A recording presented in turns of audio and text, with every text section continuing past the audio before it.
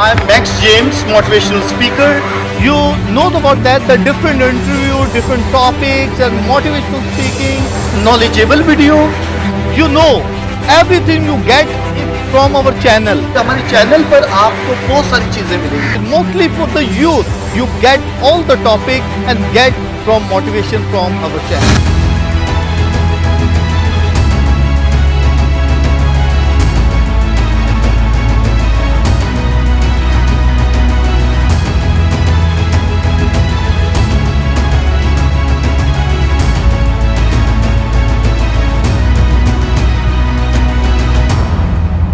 My dear friends and my viewers, जैसा कि आपको पता है हमने बाइबल मुकद्दस को शुरू किया, उसके हर किताब को समराइज करके आपके सामने पेश करते हैं ताकि हमारे लोग जो हैं जान सकें कि बाइबल मुकद्दस में क्या इंपॉर्टेंस उस किताब में चीज़ें हैं, क्या निकात अहम हैं, वो जान सके ताकि ज़्यादा से ज़्यादा बाइबल की हमें नॉलेज मिल सके। तो आज जिस किताब के बारे में हम बयान करने को बहुत ही फेमस और मैं समझता हूं कि दाऊद नबी के हवाले से अगर देखा जाए उसके बगैर वो अधूरा सा लगता है, या बाइबल मुकद्दस जो समझी जाती है कि अधूरी लगती है।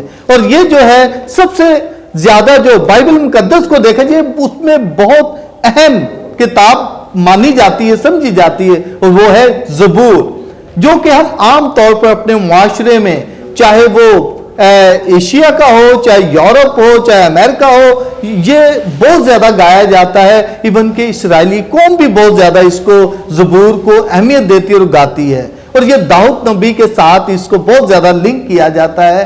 और आज उसके बारे में बयान करेंगे। आज जो पर्सनैलिटी इसको बयान करने को है वो पर्सनैलिटी बहुत ही प्यारी और बहुत ही नॉलेजेबल पर्सनैलिटी है।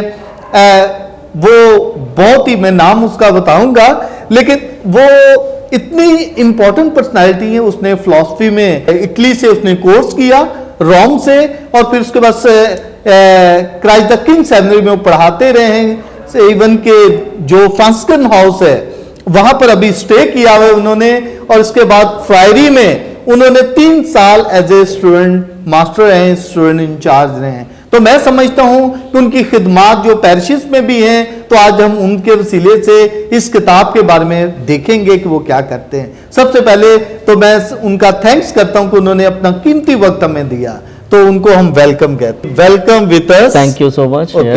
तो फाजी अगेन आपने हमें टाइम दिया, थैंक यू, आपने अपना कीमती वक्त दिया। तो हम आज ज़बूर के बारे में देखेंगे, साम की जो किताब है। जी जी, इसके बारे में क्या आप इसको कैथलिक जो बाइबल है उसमें मज़ामीर की किताब कहा जाता है, और जो प्रोटेस्टेंट्स हैं उनकी बाइबल के उनके मुताबिक, तर्जमे के मुताबिक ये ज़बूर की किताब कहलाती है। और ये लातीनी ज़ुबान के लफ्ज़ से सालमूस से निकलती है, जो इब्रानी ज़ुबान में से भी निकलता है। और फिर ये हिब्रू बाइबल जो है उसमें से ये दूसरी किताब है। कैतोबीम के तीसरा हिस्सा जो है कैतोबीम की दूसरी किताब है। और ये जो है सालमूस, यानी जिसका मतलब है रूहानी तराने, गीत, मज़ामीर, जिसका इजहार जो है पौलुस रसूल भी नए अहद नामे में कुलसियों के नाम खत 3 बाब में करते हैं कि तुम बाहम मिलकर खुशी से तराने गाया करो और शुक्रगुजारी के तराने गाया करो।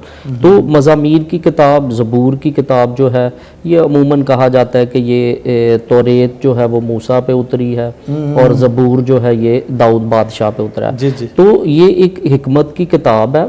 तो हिकमत की किताब यानी खुदा जो है वो अपने लोगों पर रूल कुद्स नाज़िल करता है, और रूल कुद्स के वसीला से लोग जो हैं वो अपने खुदा की बातें और अपना ज़ाती तजर्बा खुदा के साथ जो है वो बांटते हैं। तो मज़ामीर की किताब, ज़बूर की किताब जो है, बुक ऑफ साम्स जो है, ये ऐसी किताब है जिसका मतलब ये है कि खुदा की हमदो सताइश करना, खुदा की तारीफ़ करना, रूहानी तराने गाना।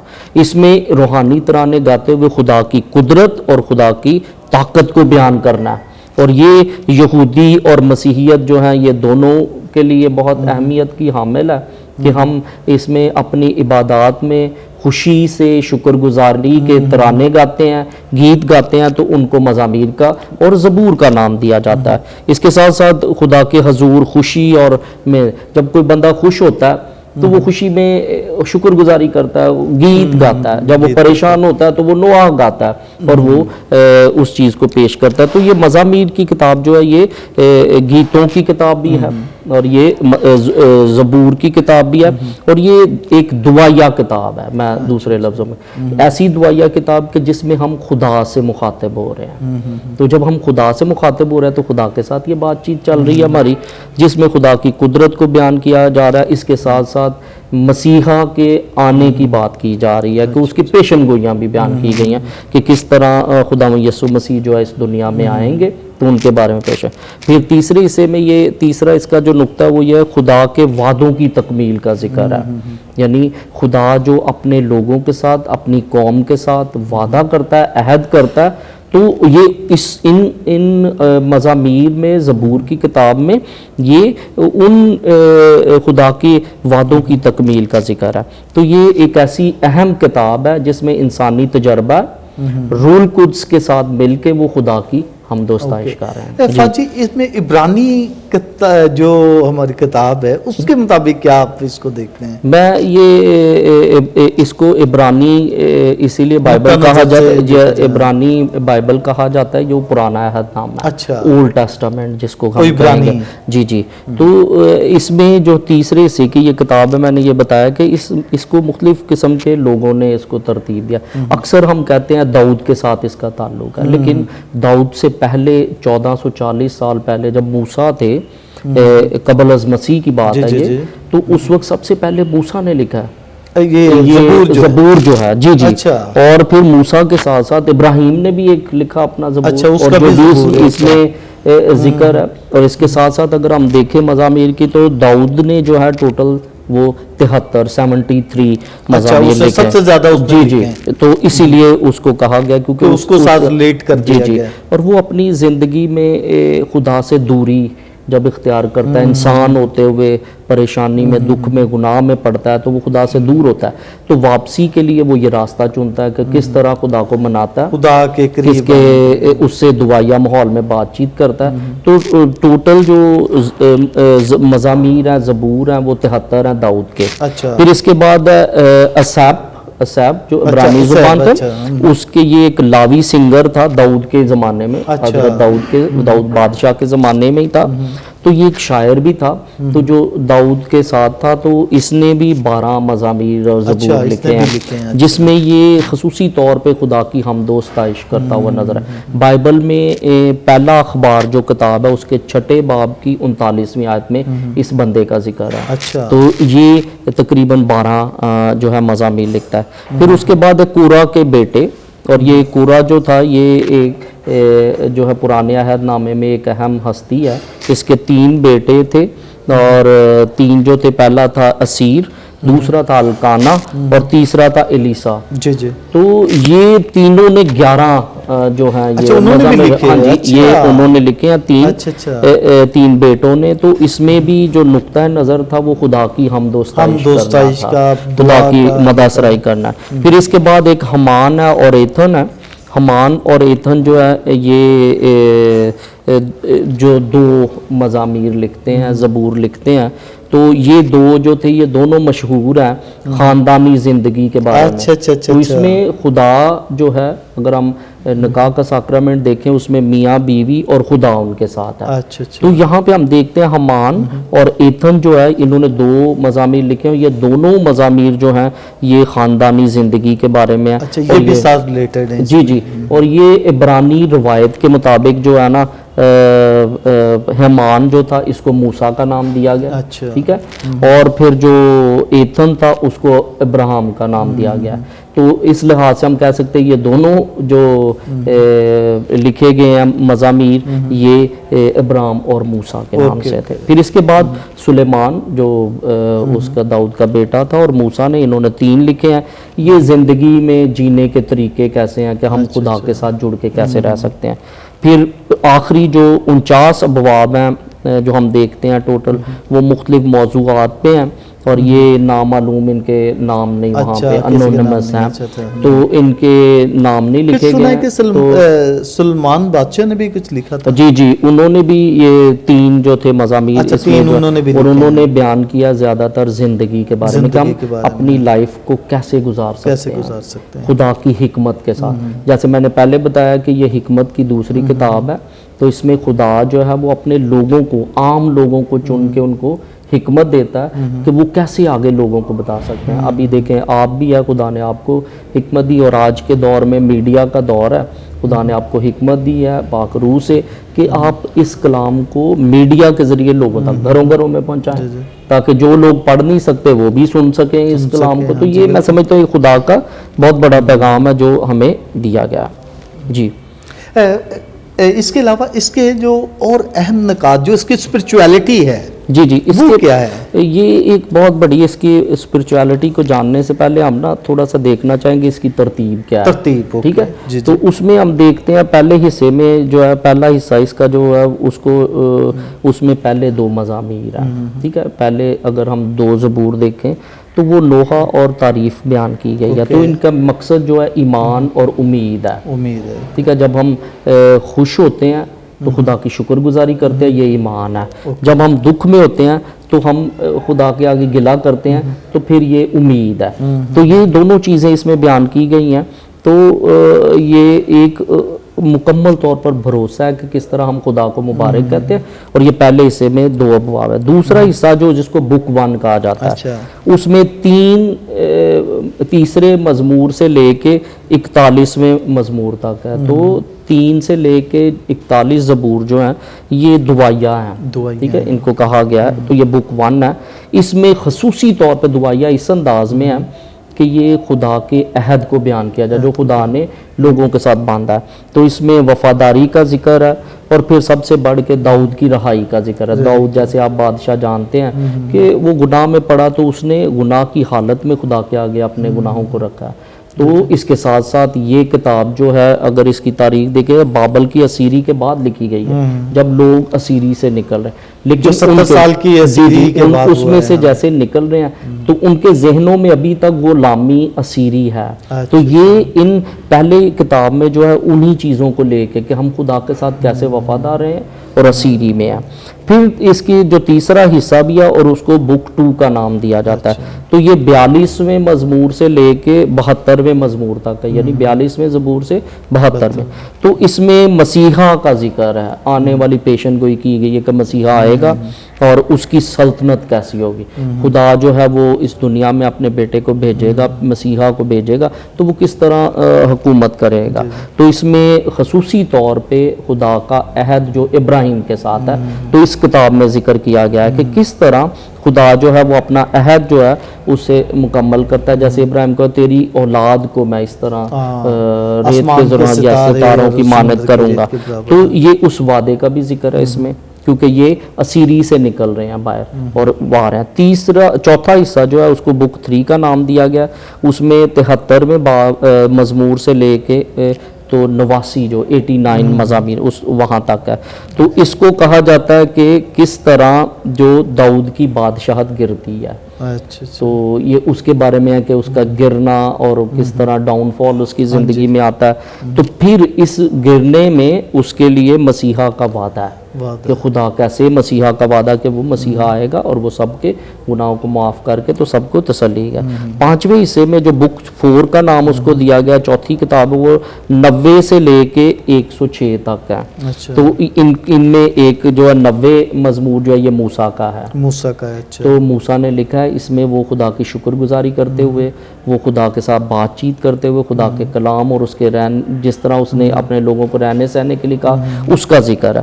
تو یہ خدا کی عبادت کا مزامیر کہلاتے ہیں اور اس میں یہ امید دی جا رہی ہے لوگوں کو کہ خدا تمہیں رہائی دے گا تم وفاداری سے رہو خدا اپنا انصاف تمہیں دکھائے گا. پھر 6ٹھے حصے میں ہم دیکھتے ہیں جو اس کو بک 5 کا نام دیا گیا وہ 107 سے لے کے 145 تک ہے.